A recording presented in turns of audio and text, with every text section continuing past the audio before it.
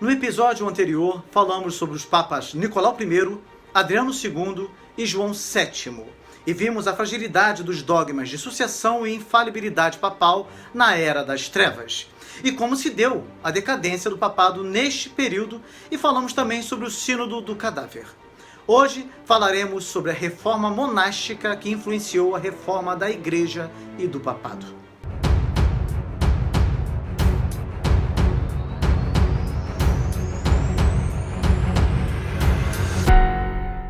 Gente querida, é um prazer estar aqui com vocês para mais um episódio da série Depois de Cristo. Temos caminhado através da história do cristianismo e presenciado a forma extraordinária como Deus tem conduzido a sua igreja. Através da história, Deus tem nos ensinado que a obediência do seu povo é grandemente recompensada. Em contrapartida, quando o povo se afasta de Deus, dor e sofrimento fazem a nação sofrer, pois ao invés de transformar o mundo, a igreja acaba sendo transformada por ele. O apóstolo Paulo nos alertou sobre isso em sua segunda epístola aos Coríntios, capítulo 4, versículo 4, quando disse que o Deus desse século cegou os entendimentos dos incrédulos, para que lhes não resplandeça a luz do evangelho da glória de Cristo, que é a imagem de Deus. Pior ainda é quando os filhos da luz são enganados e manipulados por um sistema cujo objetivo é destruir os pilares sobre os quais a civilização ocidental foi construída. A moral judaico-cristã é um destes pilares. Quando os cristãos são levados a crer que sua atuação se limita à esfera religiosa, os maus se levantam para governar a nação. Provérbios 29, versículo 2, nos alerta de forma claríssima. Quando os justos governam, o povo se alegra. Quando os perversos estão no poder, o povo geme. Estamos no momento mais decisivo da história da nossa nação. A própria liberdade de expressão nos foi tirada. Em nome da democracia, a própria democracia tem sido pisoteada. Diante desse cenário tenebroso, a igreja precisa compreender que a inércia dos bons legitima a ação dos maus. Enquanto uns dormem, outros estão bem acordados, tramando e preparando as armadilhas para aprisionar seus adversários. Enquanto as escolas e universidades investem há décadas na mudança cultural através das ideologias marxistas, os cristãos acabam indo na mesma onda através do direcionamento dado pela imprensa, que também foi rendida ao sistema. Aquilo que era inaceitável passou a ser defendido pelas massas. O que você fará? Foi pensando nisso que eu comecei a produzir aquele que talvez seja o curso de ciência política mais completo do Brasil. Meu objetivo é que você compreenda o que de fato tem acontecido no cenário político mundial, para que sua casa, seus familiares e amigos sejam capazes de lutar também contra qualquer sistema que queira destruir nossa cultura, nossa família, nossa religião, nossa nação. Para elaborar este curso, eu precisei mudar um pouco a programação aqui do canal.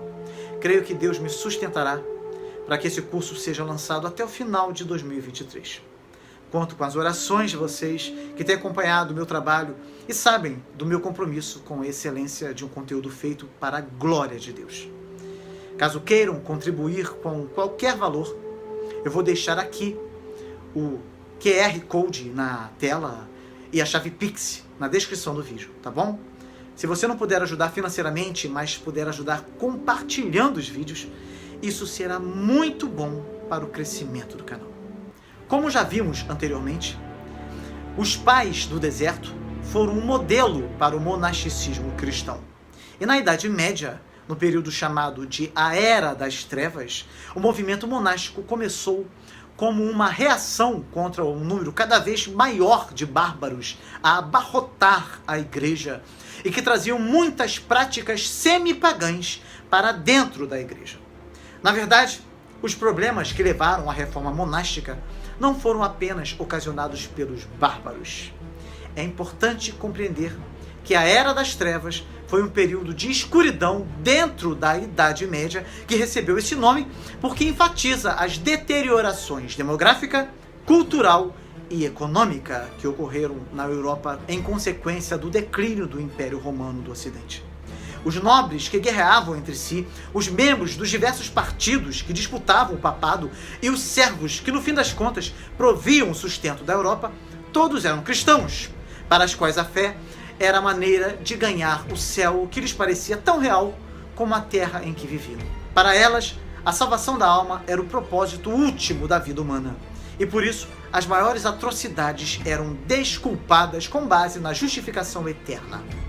Em meio aos roubos dos nobres, aos sofrimentos dos oprimidos, à ambição dos prelados, que eram os altos dignatários da igreja, em meio às invasões dos húngaros, normandos e surracenos, as almas pareciam estar em perigo. A igreja, que estava em crise por causa de tudo isso, acabou oferecendo meios de graça para a expiação dos pecados das pessoas. Todo sofrimento e sacrifício de Cristo já não bastava para expiar os pecados. Assim, se desenvolveu o sistema penitencial, que mais tarde deu origem ao conflito entre protestantes e católicos no século XVI. O nobre que matasse seu parente no campo de batalha, ou o prelado cuja ambição se excedia para ocupar cargos de maior autoridade na igreja, estes podiam encontrar remédio nos sacramentos da igreja e assim continuar levando a sua vida em meio à era tenebrosa em que lhes coube viver. Portanto, já que a vida do povo comum, estava cheia de desassossego, digamos assim, de violência, de tentações de todo tipo, por que não se separar dela e seguir a senda, o trilho, o caminho do monasticismo? Durante toda a Era das Trevas, a vida monástica exerceu uma fascinação constante sobre os espíritos mais religiosos. Vimos aqui que inúmeros santos encontraram na vida monástica o caminho para a santidade. Esta senda, no entanto estreita, tinha se tornado quase intransitável. Muitos mosteiros foram saqueados e destruídos pelos invasores normandos e húngaros. Os mosteiros, que estavam em lugares mais protegidos, se transformaram em joguete das ambições de abades e prelados. Os nobres ou bispos, que eram seus supostos protetores, acabaram utilizando os mosteiros para seus próprios fins. Assim como o papado e os bispados, as abadias foram objeto de cobiça. E houve quem chegasse a elas mediante a simonia. A simonia, como já foi dito antes, era a compra ou venda ilícita de coisas espirituais, como indulgências e sacramentos, ou temporais, como os cargos eclesiásticos. Então, além da simonia, outra forma de chegar às abadias era através do homicídio. Isso é triste, mas aconteceu. As abadias logo foram usadas por nobres e bispos para gozar uma vida acomodada e muito distante do ideal beneditino através da famosa regra de São Bento. Os monges de vocação sincera se viam violentados pelas circunstâncias da época. A regra de São Benedito de Núrcia apenas era cumprida. E quando algum monge devoto fundava um novo mosteiro, mais tarde este também se transformava em presa dos ricos e poderosos.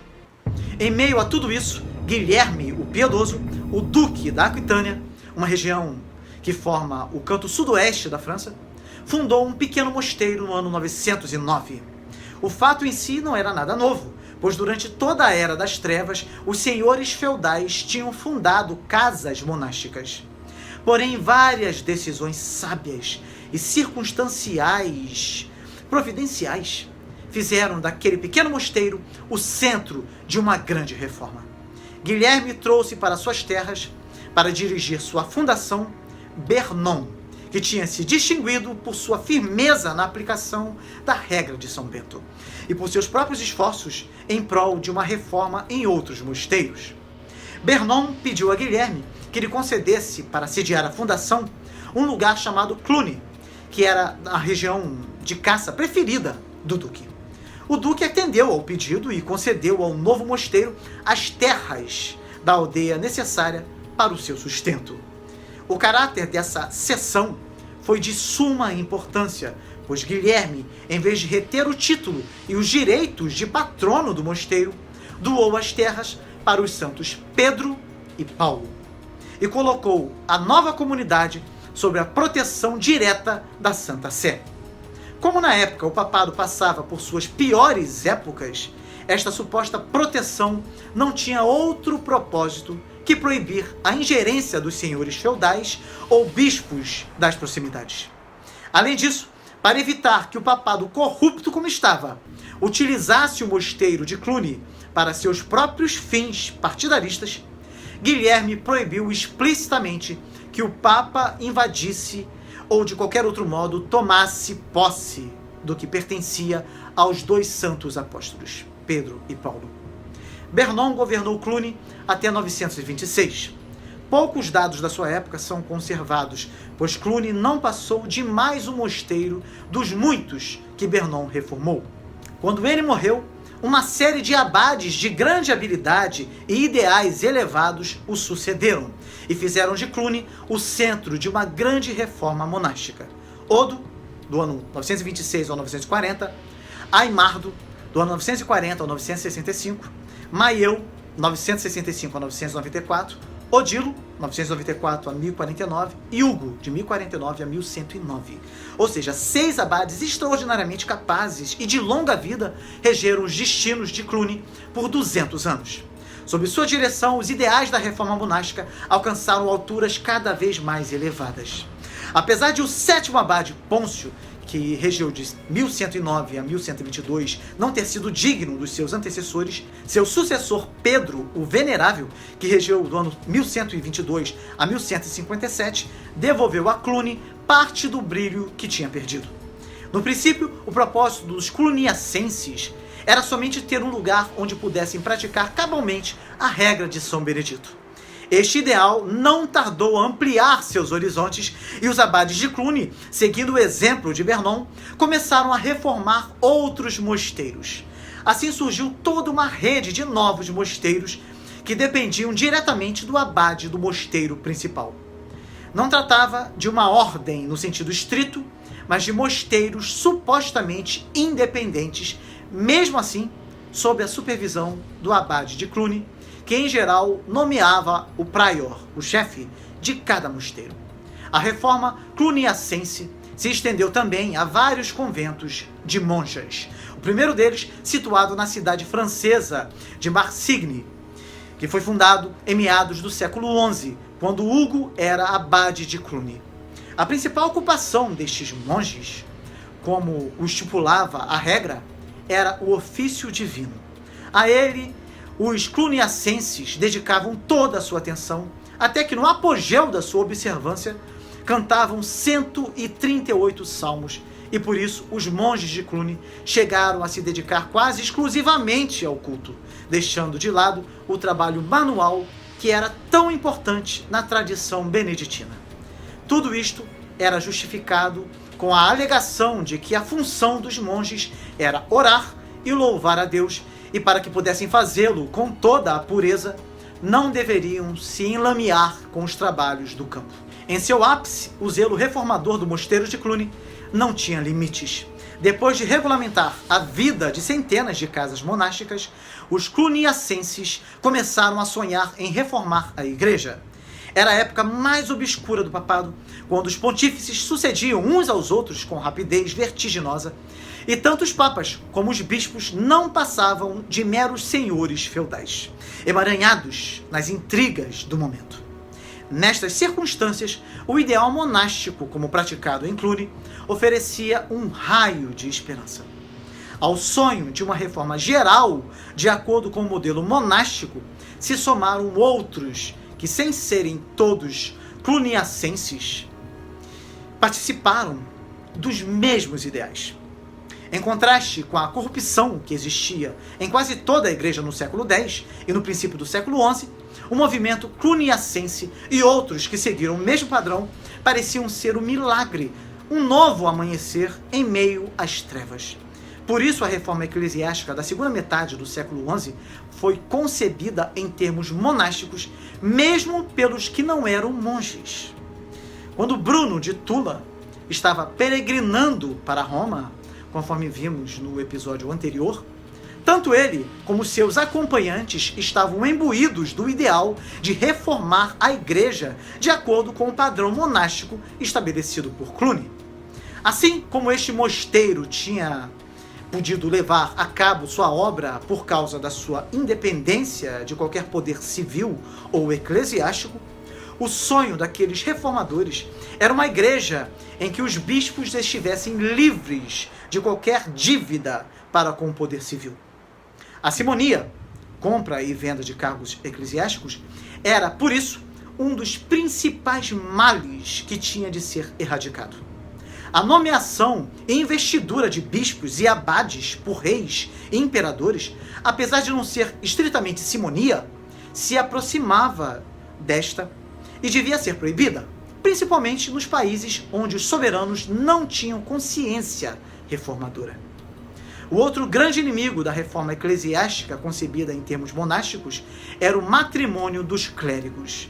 Durante séculos, o celibato tinha tentado se impor, mas nunca tinha sido regra universal. Agora, inspirados pelo exemplo monástico, os reformadores fizeram do celibato um dos elementos principais do seu programa.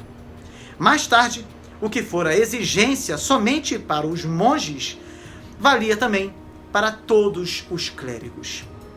A obediência, outro dos pilares do monasticismo, o seria também da reforma do século XI. Assim como os monges deviam obediência aos seus superiores, toda a igreja, na verdade toda a cristandade, devia estar subordinada ao Papa, que encabeçaria uma grande renovação, como os abades de Cluny a tinham feito dentro do âmbito monástico. Por último, em relação à pobreza, tanto o monasticismo beneditino como a reforma que foi inspirada nele sustentavam uma posição ambivalente. O bom monge não devia possuir coisa alguma e sua vida devia ser extremamente simples. O mosteiro, por sua vez, podia ter terras e possessões sem limite. Estas aumentavam constantemente graças aos donativos e heranças que recebia. A longo prazo, tornava-se difícil para o monge, mesmo sendo pessoalmente pobre, levar a vida simples que a regra ditava.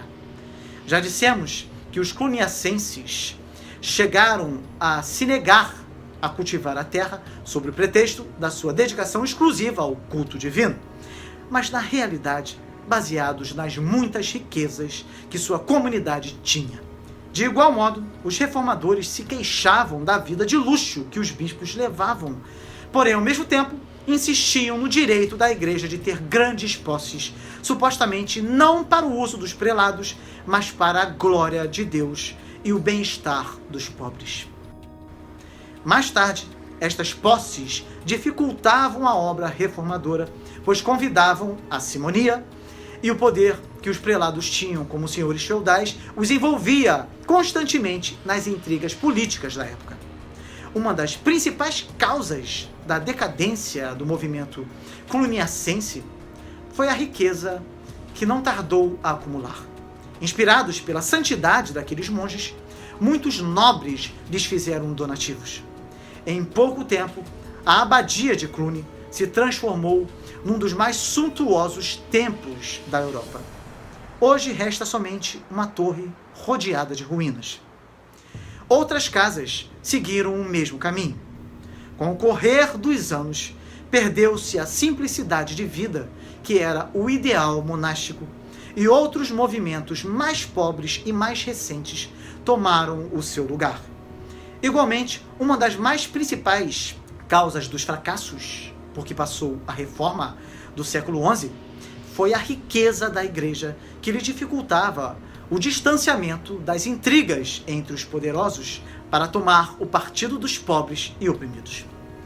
O movimento de Cluny ainda estava em seu apogeu, quando, em parte devido à sua inspiração, outros se lançaram a empreendimentos semelhantes. Em diversos lugares, a vida solitária foi renovada. Porém, havia certo descontentamento com o monasticismo cluniacense, que se tornara rico e tinha elaborado seus rituais a tal ponto que o trabalho manual ficava negligenciado. Estes sentimentos deram lugar a vários novos movimentos monásticos, dos quais o mais importante foi o dos cistercienses. A Ordem de Cister foi fundada em 1098 por Roberto, abade de Molesme, em Cîteaux, na França, na ocasião em que a reforma eclesiástica, de que trataremos nos próximos episódios, estava em seu auge. O nome Cîteaux, em latim, é Cistercium, do qual o termo cister e cisterciense se derivam. Roberto de Molesme decidiu abandonar o mosteiro que havia fundado em Molesme para, juntamente com alguns companheiros monges, retomar a observância da antiga regra beneditina como reação ao relaxamento da ordem de Cluny. O objetivo desta ordem era a reforma do movimento monástico. As principais ênfases da ordem cisterciense foram a santidade de vida, a simplicidade e o trabalho físico, especialmente agrícola.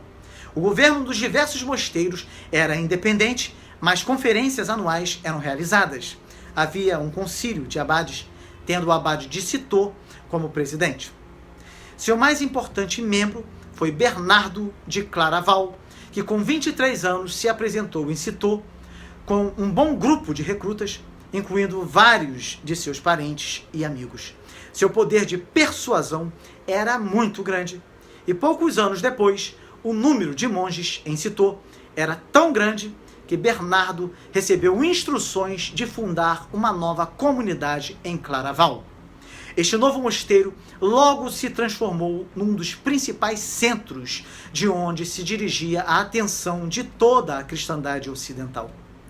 Bernardo chegou a ser o mais famoso pregador de toda a Europa. A fama da sua santidade era tal que o movimento cisterciense se viu invadido por multidões que queriam seguir o mesmo caminho. Bernardo era, antes de tudo, monge e, como tal, insistia na vida simples que tinha sido o ideal do monasticismo primitivo. Nesta vida, o trabalho físico, particularmente na agricultura, era importante. Enquanto os monges de Cluny se subtraíam a este trabalho sob a alegação de não sujar as vestimentas com que adoravam a Deus, os cistercienses pensavam que qualquer cuidado especial com suas vestimentas era um luxo supérfluo e, por esta razão, eles ficaram conhecidos como os monges brancos. Em sua organização, o movimento cisterciense devia ser simples, mas era necessário evitar a excessiva centralização de Cluny, onde tudo dependia do abade. Por isso, os mosteiros cistercienses eram relativamente independentes e mantinham-se unidos através de conferências anuais em que todos os abades se encontravam. Os abades das principais casas também tinham certa autoridade, tá? Autoridade sobre os demais. Porém, fora isto, cada mosteiro era independente. Apesar de Bernardo estar convicto que Maria tinha escolhido a parte melhor, ele logo teve de assumir o papel de Marta. E mesmo sendo seu propósito explícito dedicar-se a uma vida solitária, ele teve de intervir como árbitro em várias disputas políticas e eclesiásticas. Sua personalidade dominou de tal modo a sua época que voltaremos a falar sobre ele em algumas ocasiões, seja como o grande místico da devoção à humanidade de Cristo, seja como o poder por trás e por cima do papado, seja como o campeão da reforma eclesiástica, seja como pregador da Segunda Cruzada, ou ainda como o inimigo implacável de novas correntes teológicas. Para fazer esse breve relato dos principais movimentos de reforma monástica dos séculos X a XII, foi necessário avançar um pouco na ordem cronológica da nossa história. Por isso, no próximo vídeo, voltaremos até onde estávamos no fim do episódio anterior, ou seja, no ano 1048, no tempo do abade Odo de Cluny, e meio século antes da fundação de Cîteaux, em 1098. Diga o que você achou desse vídeo, tá bom? O seu comentário é muito importante. E aproveite o conteúdo oferecido gratuitamente aqui no canal A Bíblia Toda. Isso vai te ajudar muito em sua caminhada cristã e pode fazer o mesmo por outras pessoas, se você tão somente divulgar esse canal compartilhando os vídeos. Afinal, todo o conteúdo oferecido aqui e nos demais vídeos tem o objetivo de fazer com que o estudante compreenda de forma adequada a Bíblia toda. Que Deus te abençoe muito e até o próximo vídeo, com a graça de Deus.